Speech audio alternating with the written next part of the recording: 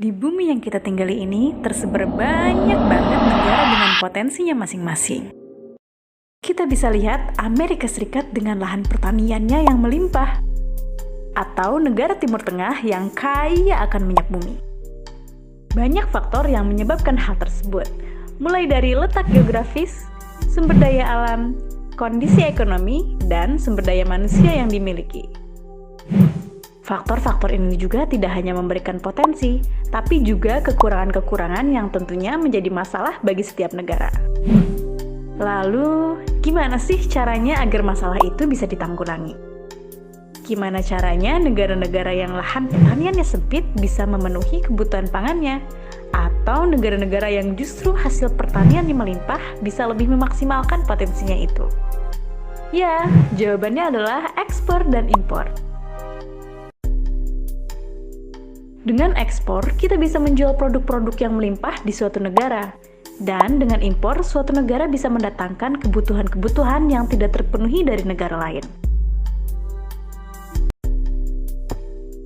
Lebih jauh lagi, ekspor bisa membantu mempertahankan tingkat lapangan kerja yang tinggi untuk negara-negara industri seperti Amerika Serikat.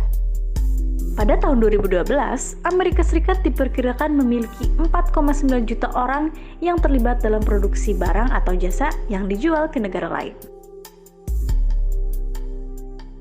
Selain itu, bagi banyak negara berkembang, ekspor juga bertujuan untuk mendapatkan uang agar bisa membiayai impor produk yang tidak bisa mereka produksi sendiri. Lalu, bagaimana dengan impor? Impor juga sangat penting. Coba kita bayangkan bagaimana jika Indonesia tidak mengimpor komputer atau smartphone yang sedang kita gunakan untuk menonton video ini.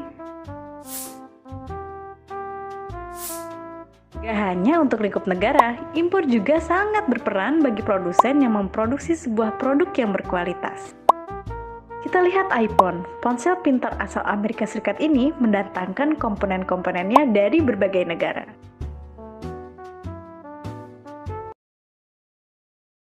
Tapi karena membuat uang negara keluar, impor ini selalu dianggap buruk dibandingkan ekspor yang bisa mendatangkan uang. Namun sebenarnya tak jarang ekspor justru membutuhkan impor.